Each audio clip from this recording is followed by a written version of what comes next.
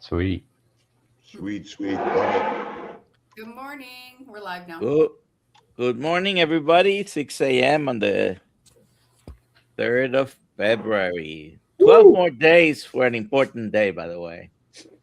Yes. Greatest day of the year. 17. 12 more days for the 15th. Yeah, that one is wow. So the 17th is Julia's birthday, Yes. Dr. Kiltz' grandson. Oh, wow. Happy birthday. And he's going to be 1 year old. Is That's there awesome. the party? And number two's on its way, but my daughter just doesn't know it yet. Oh. All righty. Please let us know where you're watching from. And if you want to put the temperature there for where you are, put hashtag KMT for a chance to win what? I'm trying to give away a ticket to the event portion of the Hat, event on Saturday. Hat. Oh, okay, we're doing the hat. Hat. It's simple and easy. People can buy a ticket. We'll see them there. Then you know that they're going to be there. The ticket. Oh, it gets. That's what I would do. All right. Yeah, No KMT hat. That's easy. All righty. So 28 degrees in Deltona, Florida. Has been colder than some places in Alaska. Incredible. Anyways, let us please like, share, comment, subscribe, all the things. Dr. Kiltz and I are doctors. Oh, wow. We're that's not your cold. doctors. This is for educational and entertainment purposes. We're doctors, but don't believe anything we say in this moment. You got to do your own research. But in fact, we're telling the Go and story check how doctors are mistrained. Mhm.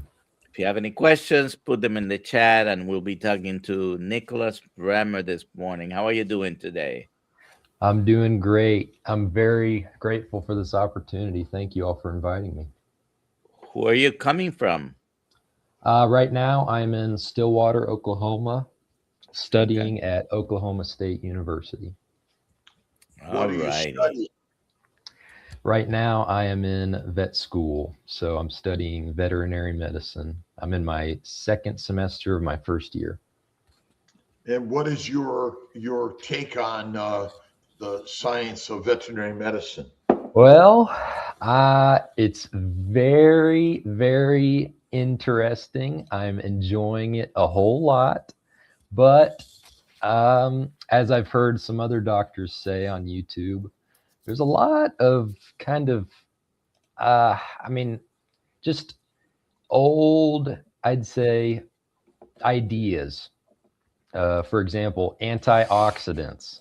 They talked about antioxidants last month in, I don't remember. Oh, it was general pathology, I think. And well, we don't really need antioxidants if we don't have oxidants, right? Like if there's no oxidation in the body.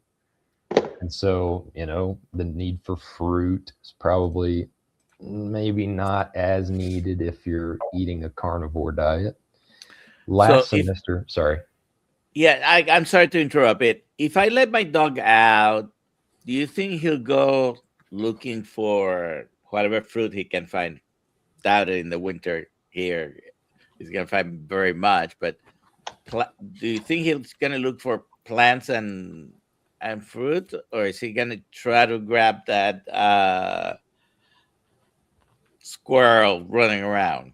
He'll probably try to grab a squirrel, I'd say, but in a deficit, if he were starving, then even I would look for fruit. We all would do that. Yeah. I'm sorry. Continue. Go ahead and tell us your story.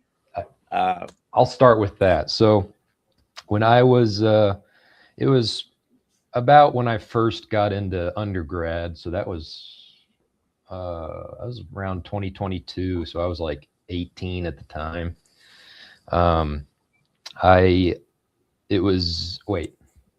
No, maybe it was like 2023, January of 2023. I happened upon Dr. Jordan Peterson's presence on Joe Rogan's podcast. And he was saying, hey, you know, this diet, the carnivore diet, I've been trying it and it's really been helping me. Personally, I was like, wow, this is a cool story. Maybe it would help me too, because at the time I think I was a little overweight. Like I just had fat that would store in my upper arms. You know, I was working out. I was trying to get rid of that fat, but I wasn't ever able. So I just gave it a try. I also had lower back pain and foot pain that were just always there. You know, I'd worn arch supports and stuff like that to try and solve that. But, you know, trying the diet really helped. And it also helped my skin. My legs and my hands would always be super dry, especially in the winter. Like in the winter, you know, the back of my hands would always crack and bleed. They were so dry. But now I don't really have those problems anymore. And so I'm very, very grateful. It's awesome. So, but back to what I'm learning in school. In veterinary nutrition, we learned that, you know, we learned all about kibble, and basically our professor was saying carbs are necessary, but I mean, I don't really think they are. And then we talked about a low salt diet and how low cholesterol is healthy for kidneys. We talked about how if you increase your fatty acid intake, you're going to get fatty liver. But I mean, I don't think that's true anyway, because bile won't allow for that. You're just going to have diarrhea before you eat too much fat. So, but this is all in relationship to animals, animal biology? Yes. Yeah. This is all, well, in vet school, this is just what they're teaching. And so, I mean, I acknowledge that there might be differences, and I mean, there certainly are, but at the same time, a liver's a liver, a kidney's a kidney. Let me give you an example. So yesterday, there might actually be some credence to this, and I do believe there is. We talked about how cats get fatty liver or hepatic lipidosis if they just don't eat for like 4 days. I mean, in a human, that's unheard of, right? I mean, people fast for weeks, or they can, but yeah, you know, in cats, they're constantly eating, and so it's a little different. But at the same time, I asked my professor, I was like, hey, you know, so I've heard of fatty liver, non-alcoholic fatty liver in humans. What about this? Why aren't we seeing, you know, if someone goes on a prolonged fast, why aren't they keeling over from fatty liver? And so she said, well, that's a good question. And however, I think what she said, I think it still happens to some extent. That's what she said. So like in our liver cells, maybe it's still happening, but at the same time, how else would the liver, is it the liver that turns the fat into ketones, or anyway, you know what I mean? And so I just wonder about science or scientism, and whether or not veterinary medicine is any different than standard human medicine. It's a scientism. mm-hmm. We're taught a science that may be untrue in order to keep us thinking cats.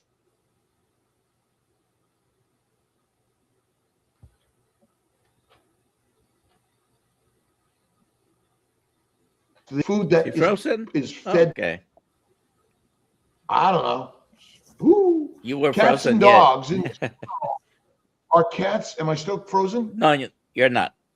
Now, Are cats and dogs in general, by the Purina cat and dog chow people, fed only animal products or a mixture of animal and plant products?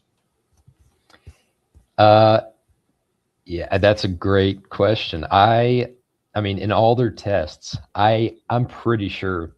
I mean, they're probably just feeding them kibble.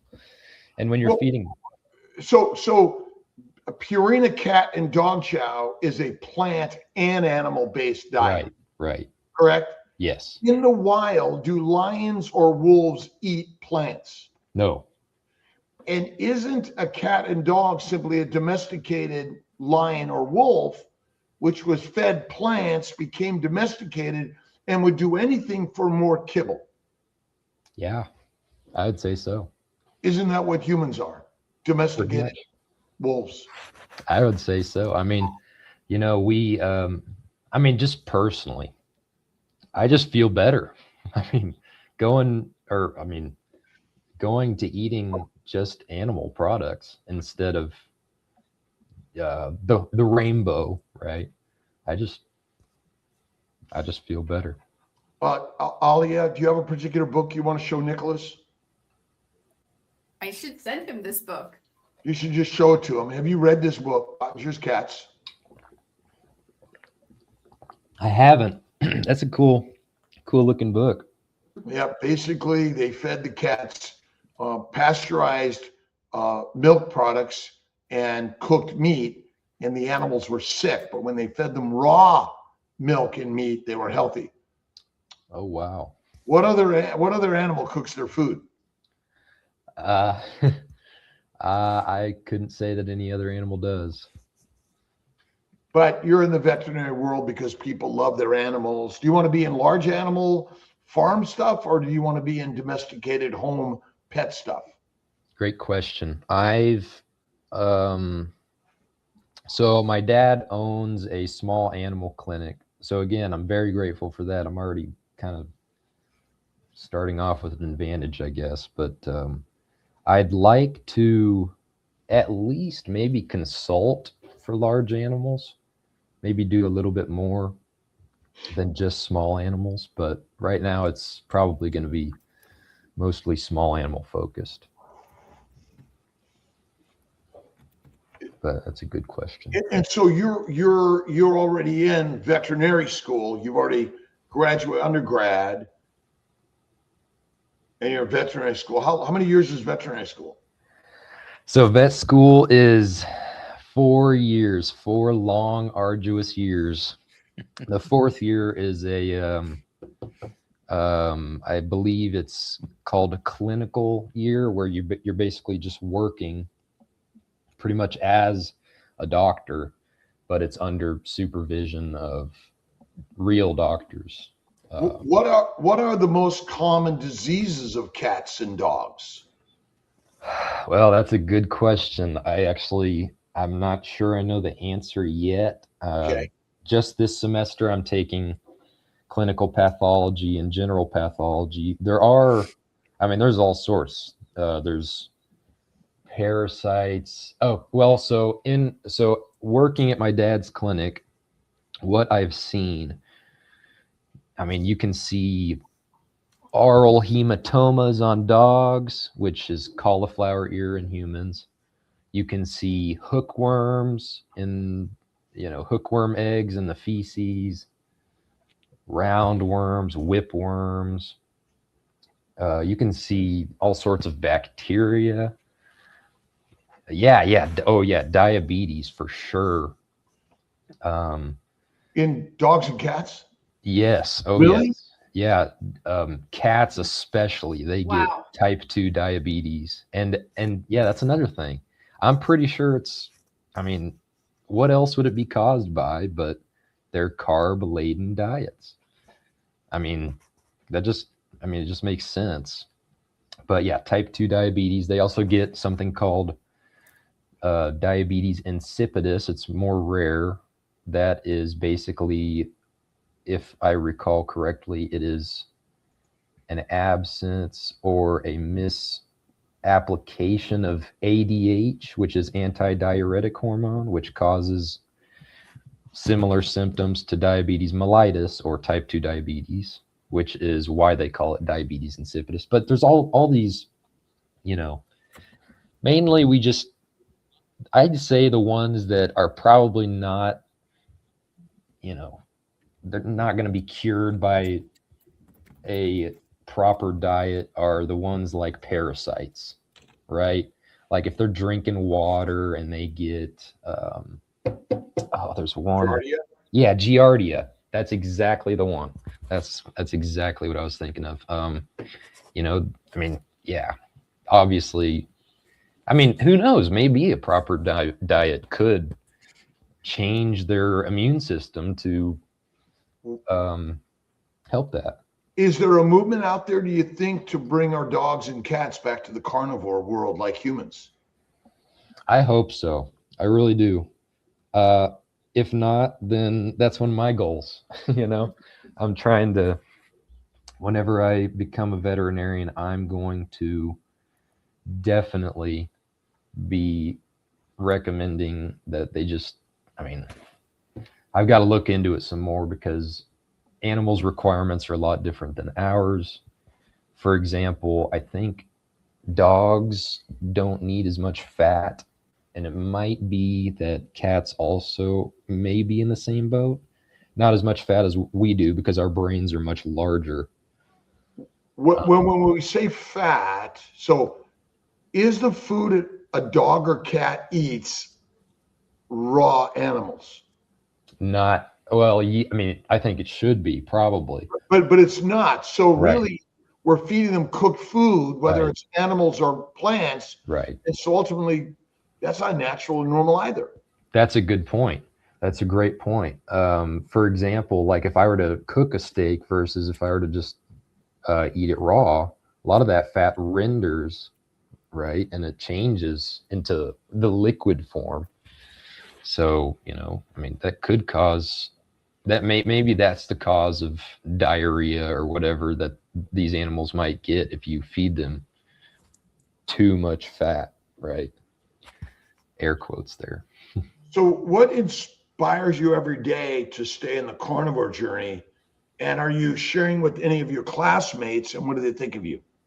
I'd like to share it with my classmates. No one's asked yet, and so I just kind of haven't told yet. But what keeps me going, or what keeps me sticking to it, really, is just the fact that it works. I mean, here's the thing. I went through a period where I was sugar addicted. Like every 3 days or like every week, I'd have to go get an ice cream sundae from Brahms or whatever, or just something, because I'd get just an insatiable craving for sugar. And so during that period, I'd feel great off the sugar, but then when I had the ice cream sundae, I felt horrible, both physically and like, man, I just, you know, I let myself down. But I mean, it's obviously temporary and short-lived. But now I've been like, I don't know, 80 to 100 days off that stuff. And I've done longer stints in the past. I did like 150 days straight of just carnivore, but I've been eating, you know, my meals, my daily meals have looked like, as of recently, I've changed it. It's, I get Walmart ground beef patties and eggs. I eat like 12 eggs in a day and all in one sitting too. 4 patties, 12 eggs. Wow. And yeah, that's crazy. And recently I've been making my own Greek yogurt. So that's been fun. It's pretty cool. Greek yogurt. Well, Papa says that humans are different physiology than cats. Are we? Well, yes. So Obviously, there's the size difference. You don't need as much energy as a cat, but also cats, well, let's think about it, so Do they have, anatomically, let's just look at the anatomy of a cat and a human. Okay, do cats have spleens? they do. So anatomically, cats, I would say, are quite similar to How humans. about a wolf? A wolf and a human and a cat, they're all very similar. The only What's different? So anatomically, quite similar, but there is one difference that's coming to mind, and it's in the latter portion of the GI tract or the digestive tract, the intestines. So cats, I believe, have even shorter small intestines than both we and wolves do. I'm not sure about the wolves. I'd have to check that. But yes, and this is probably just a result of, adaptations due to the agricultural revolution, us, eating, adapting to eating plants. But the fact remains that we have a stomach and we have a very short cecum. Cats don't even, if I recall correctly, they don't even have a cecum pretty much. Dogs do have a little bit more of a cecum than we do. It's more of a spiral colon, spiral. It's spiral shaped. And so, however, the fact remains we have a stomach. What does a ruminant have? A ruminant has 4 chambers: the rumen, the reticulum, the abomasum, and the omasum. I might have got those 2 switched, but they are made to digest the plants. And matter of fact, they don't even digest the plants. Their microbes digest the plants. They are digesting the microbes, right? Or the microbes waste, because the microbes make waste, and their waste is literally short chain fatty acids or volatile fatty acids. Well, doesn't fiber break down to simple sugars? Yes. So aren't sugars absorbed into the circulation, and the microbes break down the fiber, and the digestion still is absorbing amino acids, simple sugars, not just volatile fatty acids. Well, so that's a good point. So it never made sense to me. Like, all they're eating is volatile fatty acids from the breakdown of microbes? Well, so I've heard Dr. Chafee actually talk about it like this. Basically, every animal in its natural state is eating a low-carb diet, just like we are. Because so here's what happens. So actually the cellulose, and if you feed them just straight sugar, the microbes ferment that sugar. And so, for example, in the cellulose, those microbes have an enzyme called cellulase.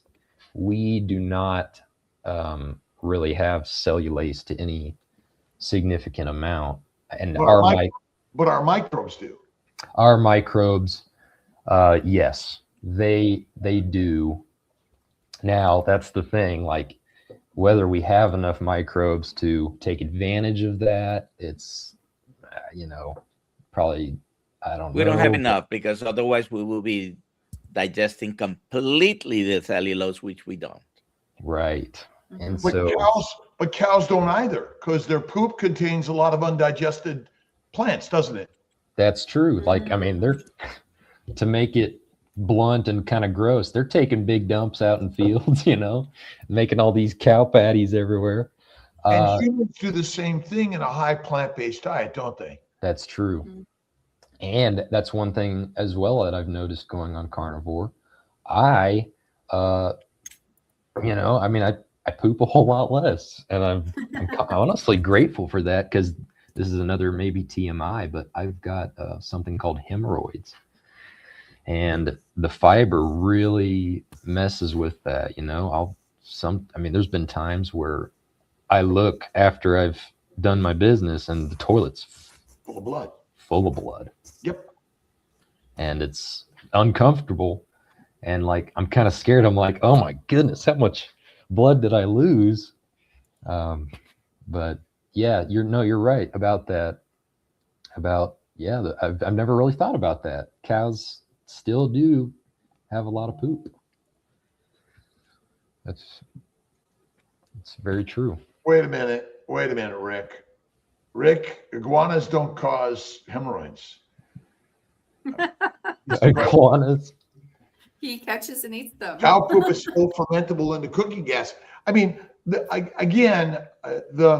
microbes break down the complex sugars into simple sugars, but they also release the amino acids from the proteins, and they make alcohol. When you drink alcohol, wine or beer, is it only alcohol and fat? I mean, do you ever see fat floating in the wine or the beer? No. I don't know. I think we're wrong on that one. The microbes are making fats, right? Mm-hmm. Wouldn't it float? Well, That's there are actually good. different types of fermentation that occur in the intestines, not only one type. Yeah, but it's making alcohol, aldehydes, heat, gas, and methane. That's well known. Not all fermentation pathways make that. Well, Some fermentation pathways. But the ones that are in our guts and the cow's guts are making it. They true. also make short-chain fatty acids. That's but true. again, how much? Show me the scientific study that shows the amount of short-chain fatty acids. I don't know. All I know is I call it scientism. Yeah.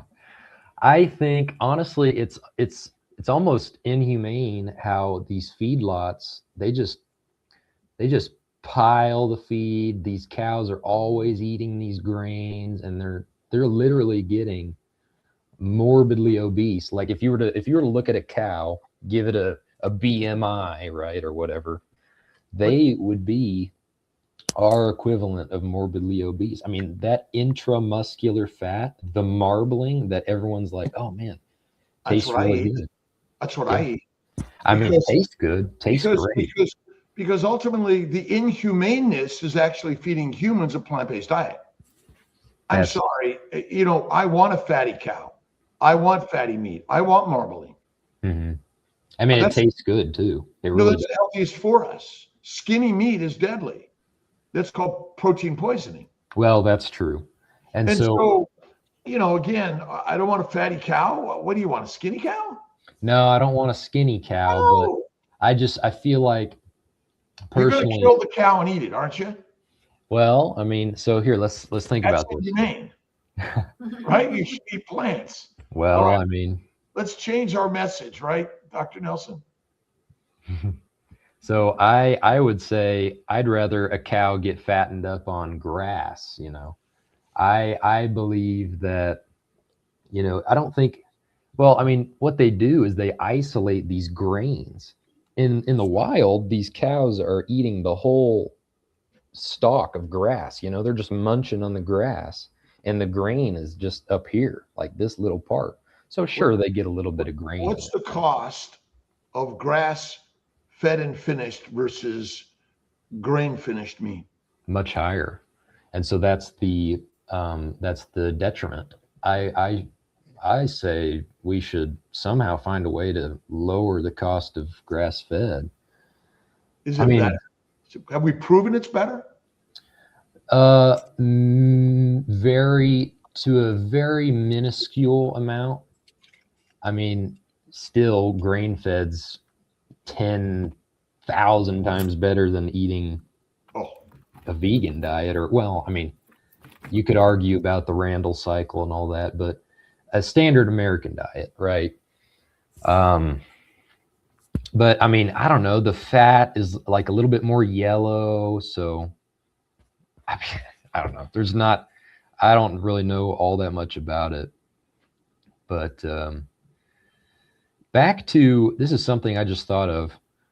Yeah, it is. That's a good point. It is really hard to fatten cattle on grass because it's their natural diet, right? I mean, they still do get fat, but not enough for Kiltz. and that's okay. I mean, I do like a fatty steak, and especially ribeye. I love ribeye. I wish I could afford it, but you will. Sorry. You will. I will. Yeah, eventually one day. But animals in the wild. I mean, have any of you ever seen like a morbidly obese koala, or a morbidly obese lion, or a morbidly obese walrus? Walrus. Now, walruses. They better be. They have that blubber, right? They better be, or a bear about to hibernate, right? They better be obese. Mm-hmm. Is obesity cause of disease? Well, I think it depends on the animal. In humans, I mean, does obesity cause disease, or is it the plant protein low-fat diet, 3 to 6 meals a day, which is the cause of disease? And obesity is just trying to help you survive the famine, migration, hibernation, and gestation. I mean, that's a great point. I think the plants are the root cause, and obesity is just a side effect. For example, I've heard Dr. Chafee say this as well. He said, the blood is getting all this sugar, and so the blood just sends that sugar into fat, basically, just to get it out of the blood. Because it sends it to the liver, and the liver's job is to make fat. Insulin converts sugars and amino acids in the liver to fat. Right. De novo lipogenesis is the critical manufacturing system for the body. Without it, you die. If you have a cirrhotic liver, you can't make fat. Yeah, that's true. And cirrhosis, I don't really know too much about that yet, but do cats and dogs get cirrhosis? Good question. That's a great question. Cirrhosis, you guys might have to remind me what that. I'm not even sure. Not there yet. Yeah, liver failure, essentially. Okay. Oh yeah, liver failure. So yes, they do. Yeah, severe liver damage. Oh yes, they do. They do get kidney failure. They get liver failure. And are they fat or skinny by that time? They are skinny. Emaciated and skinny. Yes. Gee, I wonder why. Yeah, just probably due to starvation, not being able to eat. So, wow, yeah. But also, what do we feed them? Yeah, and that's a good point. We feed them the junk, and it just makes their liver fail, and then they're not able to make fat. Wow. Aliyah, do you want to hit some of the stars? Yes. Let's go. Let's see. There you go. How much teaching on nutrition for dogs and cats and really healthy food in vet school? How much teaching on nutrition we had one whole class. It was only 8 weeks, so not a full semester, but a whole class last semester, 8 weeks, all about veterinary nutrition. And it was, the first part was dogs and cats. No, sorry. Yes. First part was dogs and cats, I think.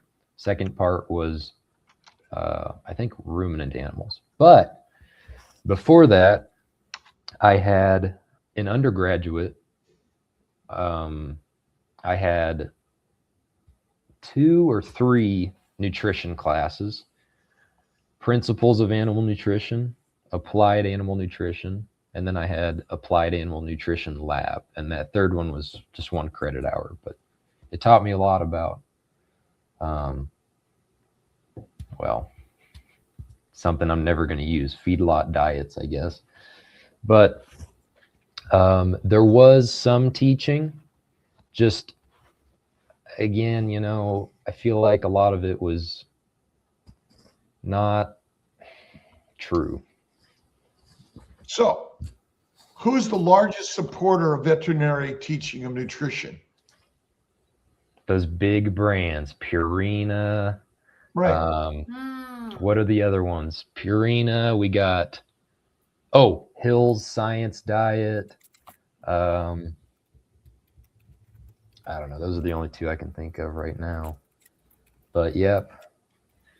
And they've got, With the medical industry, right? There's no different, right? yep, that's so true. Except nobody's working to feed the iguanas but Rick. Yep.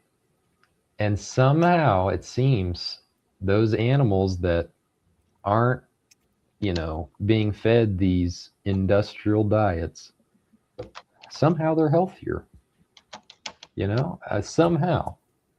I mean, just really think about that. Whenever we don't mess with their natural diet, they're all right. So is the Purina cat and dog food purely carnivore? No, definitely not. There's all sorts of additives. Nothing in the market without fruits and vegetables for cats and doggies. I've looked. A vegan cat and dog food. Now, is the veterinary cost of healthcare for dogs and cats on the rise, or is it dropping precipitously because dogs and cats are getting healthier every day? I don't actually know clinically, but I assume it's rising because. Oh, I can tell you for sure it's rising. There are 2 Okay. dogs in my house, grand dogs for me. Costing more and more, huh? One of them has cost already from 2 surgeries. Wow. An exorbitant amount of money. Yeah, that's true. I had a friend, his cat has a lot of stones, kidney stones or something, just things he can't pass. And they were just going to put him to sleep, really. You know, they were at their wits' end because by that point they'd paid at least $700 just on this one cat, just for treatments to clear its urethra, right? And I mean, that's another thing. I'm going to try as a veterinarian to not gouge people if possible. I mean, I get that medications cost money. I get that there are some medications like parasite removal that are beneficial, but then I'm going to try and say, well, here's your options. There's this drug, but you could also feed this diet, try this diet, and maybe this is going to be way cheaper over the long term. Maybe this would cure all this. And so, why do you think a dog would like to eat dirt?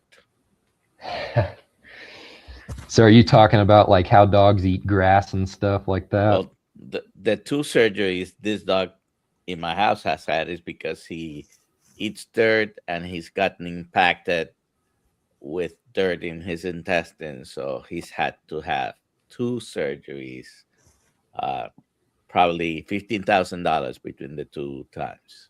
Oh my goodness.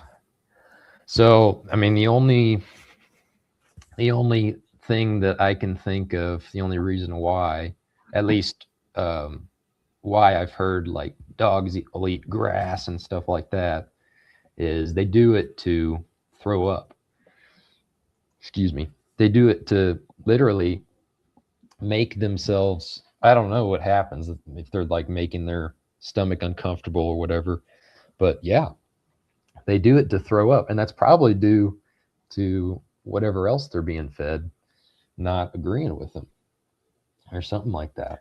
I think he's looking for iron and other minerals because the kibble doesn't have it. But that's an interesting point. I think there's truth to that as well. Oh, actually, that makes me think. So we were taught that cattle, they, like, if you don't put a salt block out in their pasture, they will, they'll just lick rock walls. And yeah, they'll lick rock walls. They'll eat dirt, just like you're saying. So yeah, that there is some truth to that. There's definitely minerals in the dirt, especially here in Oklahoma. You know, we've got pretty red dirt, very iron rich soil. So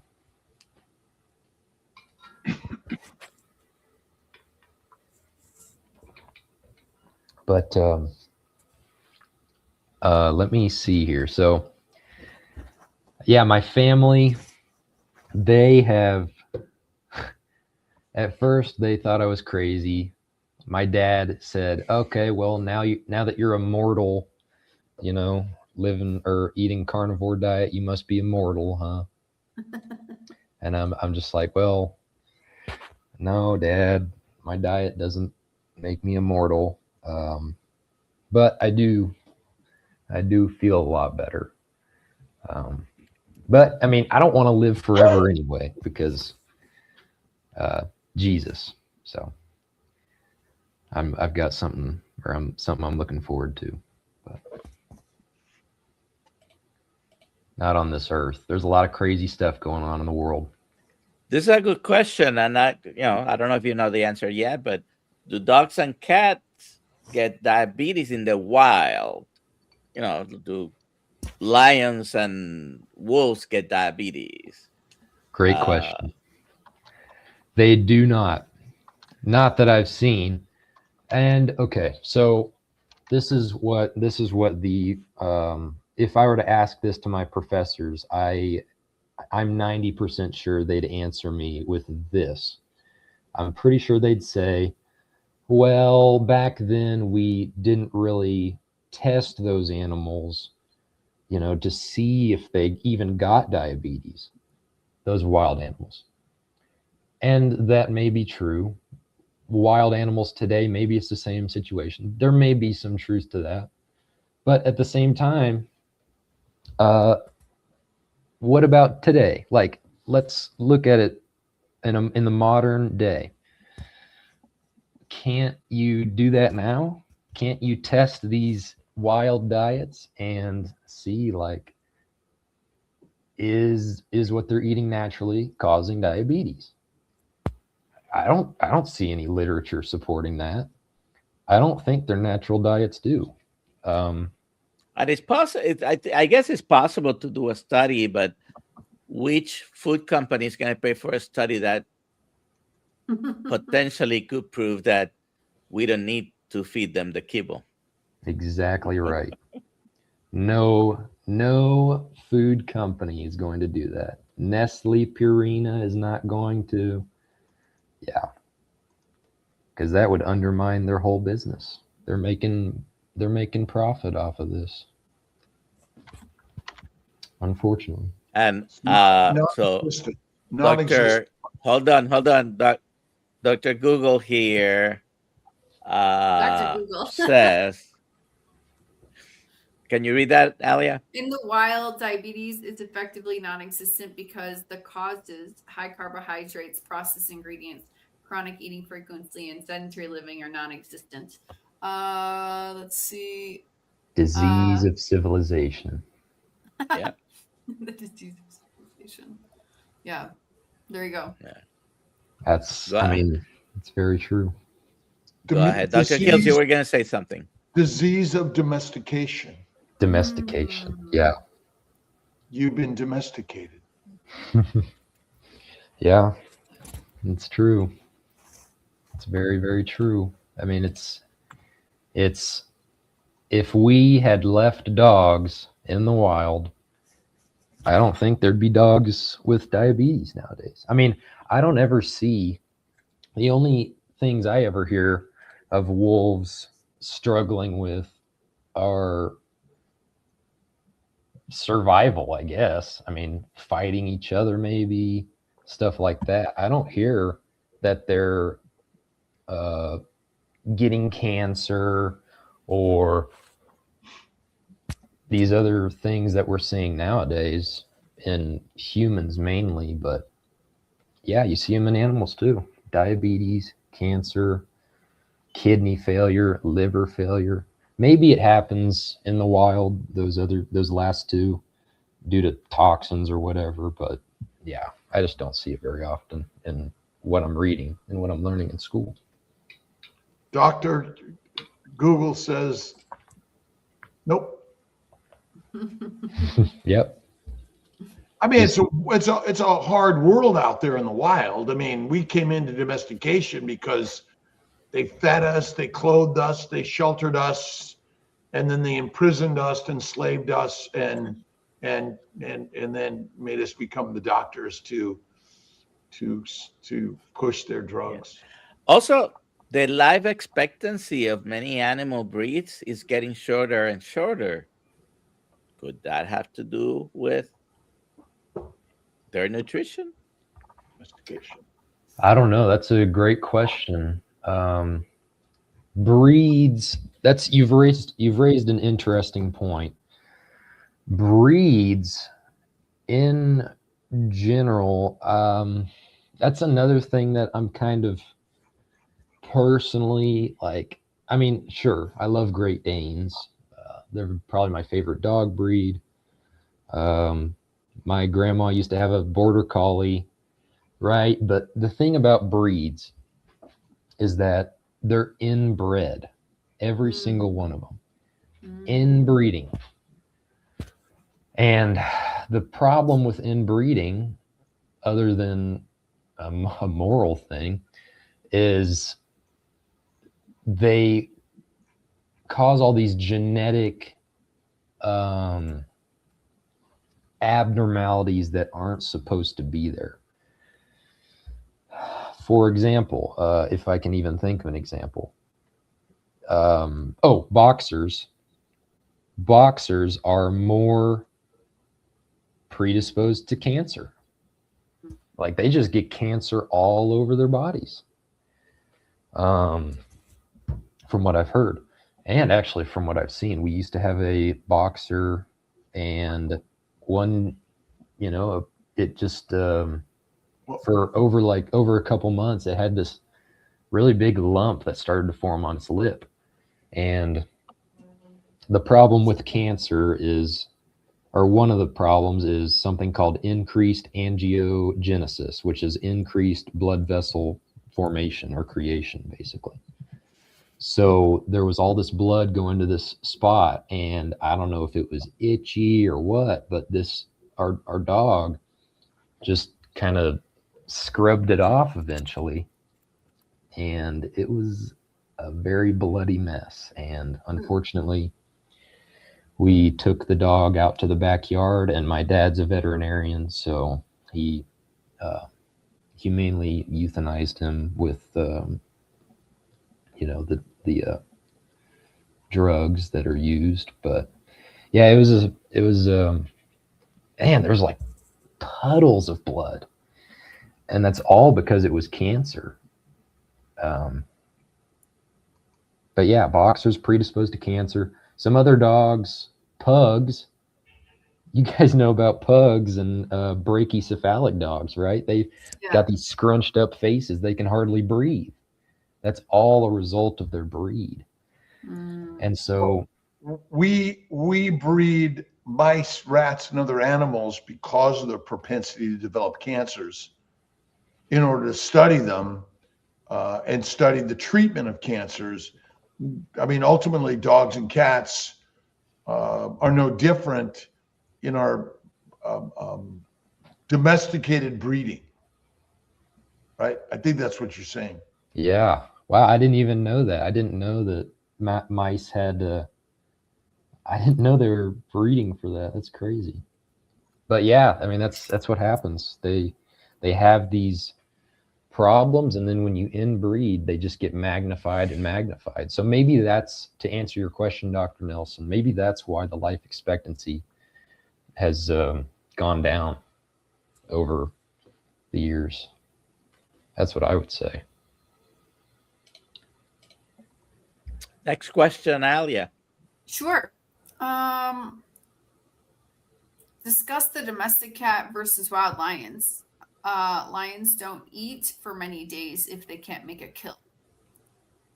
And that's a great question. That's something I thought of yesterday whenever my professor was talking about how they'll get fatty liver. I mean, it doesn't really make sense, does it? I mean, especially for humans, if you are, especially if you're doing carnivore, it's so much easier to fast. Like, I remember if I would go, I don't know, 2 hours without eating on a standard American diet, I would just be hungry. As a matter of fact, I was always hungry. Always. There was like never a point when I wasn't hungry. I could always eat. But now I get full. You know, I mean, it just, go figure, whenever we eat what we're made to eat, we get full. But I'm curious if getting the fatty liver is a survival mechanism and not a disease pathology for the cats that don't eat. That's all, based on everything Dr. Kiltz talks about, the fat being the point of survival. No, fat is the only fuel for the human body. You do not burn sugar. It's an impossibility. If you cannot make fat in the liver, you die. And nobody eats fat. Nobody eats raw adipose tissue. Even most carnivores eat lean meat. Adipose tissue is the most important tissue on your body. You have none, you are dead. That's why the prized fatty meat is actually the best meat to eat. And that's why we raise fatted cows and feed them grains, because you want to get the fattest meat to eat to be the healthiest thing you could be. But we're brainwashed. Again, grass-fed and finished is the healthiest thing to eat. Well, yeah, you know, there's a lot of paradigm changes that do need to happen in our world, that's for sure. Well, and the thing about the glucose or the sugar, at least this is what we were taught in school. I do know that our brains and our red blood cells and one other, or I think is it the liver? I don't know, but they taught me that, you know, you do need some glucose, but the thing is that your body makes that via gluconeogenesis. When you eat meat only, or even adipose tissue, are you eating glucose? A very minuscule amount, but not a significant amount. Because how much sugar is in the glycocalyx? Not very much at all, but really? Some. How much is I don't. Calyx? Now, well, I don't know. Maybe it's all scientism, but ultimately you will die without glucose. Mm-hmm. But it's a glycosylating agent, not a mitochondrial fuel source. Yeah, you definitely don't need it in extraneous diet or Small amounts. Small amounts. Yeah, very, very small amounts. Or glycosylation. That's the most important part. Glycosylation. Oh, yeah. Yeah. Yeah, because that is, I would say that glycation and glycosylation are that's the biggest reason for disease, I think, nowadays. Yeah. Okay, that was another thing. So they were talking about, I think I mentioned this, but how fat and cholesterol clogs your arteries. Really? Is it the fat and the cholesterol? I don't think so, because our cells, especially our skin's made of saturated fat. Our cell membranes are held together by cholesterol, and there's so much more. There was one thing that I learned about yesterday that, bile. Bile is like one of the components is cholesterol. So we need fat and cholesterol. We don't really need all the 400 grams of sugar or whatever that's in the national recommendations or whatever. Lied to by the lions. Yeah. And that sugar is what glycates the fat and the cholesterol to clog the arteries. Our brain is almost half of it is fat, and half of that is cholesterol. Our vitamin D comes from cholesterol. All the sex hormones come from cholesterol. Cortisol comes from cholesterol. And a liver will produce thousands of milligrams a day of cholesterol. Yeah, your body just makes it too. So if it's bad for us, then why do when you eat, so is glucose a carbohydrate? Yes. When you eat meat, are there carbohydrates in the meat? Well, from what I know, very, very minuscule amounts. No, that wasn't the question. So are there sugars in meat? Yes. So how much sugar does your body require? So when we use the word essential carbohydrates, we're misspeaking, aren't we? Yes. And so our science is actually wrong, mostly. This is our problem. And so, again, is alcohol good for us? No. Is marijuana, heroin, cocaine, nicotine, even caffeine good for us? I don't think so. But it's and then our grass and grains as our primary food good for us? Not for us. No. Because we're not cows and fermenters, are we? Nope. Ali, did we get all the cues real quick? Or we have like a bunch more cues, but we've got like 2 minutes left. 1 minute left. Well, we can do real quick. I mean, here, like cooking meat, early example, search a bliss point. I mean, you cook the sugars, they taste good. It's basically a Maillard reaction, which brings out the sweetness of the sugars, right? Kibble Dog, would you recommend us humans to buy our dogs? Oh, that's a really good question. I wish I could give a solid answer, but I haven't done enough research. Make your own. Yes, that's, I've been thinking of making my own. I don't know all the advertising or whatever I'd have to go through to do that, but everyone should make their own food and their own animal food. Yes. You don't need a box or bag or a can. That's what we're saying here. What do we got? Almost there.